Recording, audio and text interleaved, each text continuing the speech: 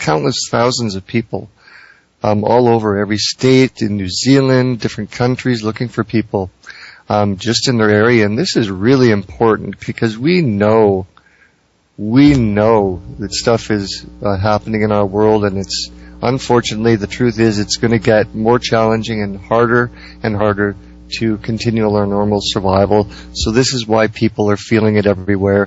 This is why people are looking for other people, because we can't do it ourselves.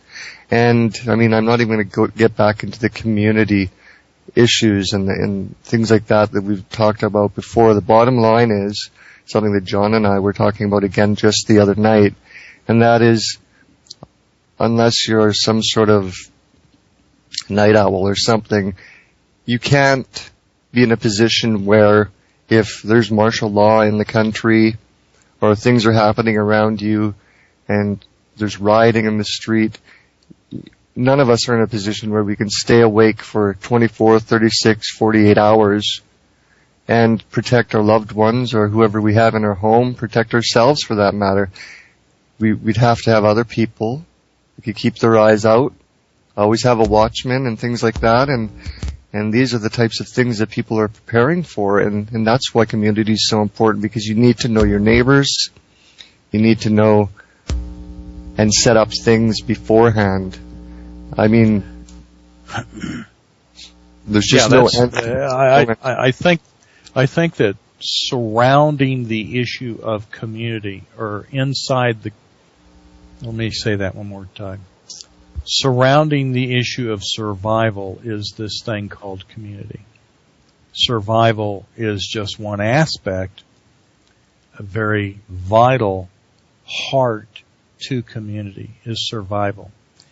Another twist to it could be sustainability, in the fact that we have to meet certain needs and sustain those on a repeated basis. Let me give you a website, and we're going to talk about these websites here. Mm-hmm. Let me give you this one. It's called the Preparedness Groups page, and it's http:// no W's, just simply DJERRIWARRH.com. Let me get it again. DJERRIWARRH.com. Oh, that's my buddy here in Canada, D. Jarawar. That's actually the website I was just reading from, right? Right. Yeah. Now, what happens with this website, by the way, is that on the categories you have every possible state in the United States. And it's not just limited to the United States. It includes Canada. So basically, this is a North American location. I think you'll find that if you have a RSS feeder, that this would be a good one to subscribe to, because you'll get the latest RSS, and you can get the post or the comments, either one or both. And they have a great deal of information on that website about groups, and that's important. By the way, another one that's important is, of course, James Leslie Rawls' site, and it's just simply called survivalblog.com. Survivalblog.com. Now, James is a writer. Now, James also is an experienced survivalist educator. So he has a lot of interaction between his website and the community of people that surround his website. Of course, he writes books about survival, and in a fiction way and a non-fiction way. So, he has a lot of books. It's kind of like watching the movie Red Dawn, where you have a scenario and it's pretty well laid out. And for a 25-year-old film, they were doing pretty good.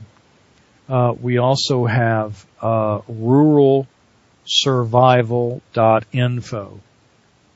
Rural Survival, RURAL, survival.info. And, that's important, that we, make sure that we get these kind of communities to you. Now, when it comes to sustainability, folks, I think people all over the world, they're in different situations. We have to know that by now that there's a march toward the occupation of the entire planet. There is a huge military-based push to take over this planet. And of course, it's all being run from Empire headquarters. And I'm sorry to say, the Empire headquarters is Washington, D.C. I doubt seriously if anybody could challenge that military. Now, I'm going to tell you another thing, too. The military makes absolutely nothing. It doesn't plant corn. It doesn't make food of any kind ready for us. It just spends money from other people. And, of course, if you think that the United States military is totally funded off income tax, you're misinformed. The way that the military is, by and large, funded and is through the Federal Reserve giving it money off record so that it has black ops funds. Folks, I know how they operate. Money comes from the Federal Reserve in cash. It gets bundled, given to a military operation, and they, of course, spend it in foreign countries. Now, I'm going to tell you also that the latest uprisings, say, for example, in Iran, are not indigenous uprisings. They're CIA created. We have a geopolitical environment today that is extremely multifaceted, and when we start talking about any one of those, it gets very confusing. But one of the most important things in community or survival is to try and step back and figure out what is the most important thing that we need to know. Let me back up and say it this way. All of us are on information overload, aren't we? Because we only have a little bit of time. I mean, if you even spend 8 hours a day trying to do information, you'll find out that's not even enough. So, what information? What news flash? What would be the most important thing for you to find out about? What would change your paradigm? What would cause you, or maybe I shouldn't say you, because you're listening, you probably have some of this, but what would change the world the most? To know about a pandemic? What would it be? In fact, Tobias, what do you think could be that information that could generally just rattle the world? And we're just talking information. We're not talking about, a war or economic collapse or food shortage, but what information, what knowledge could we have that would change the entire world's, approach? What do you think it could be? Well, for me personally, and this is really interesting because being on a radio show and talking to people through the internet or through the airwave, we have no idea what different listeners, what point they're at or what knowledge they have. I have no doubt that there's people with much greater knowledge than me.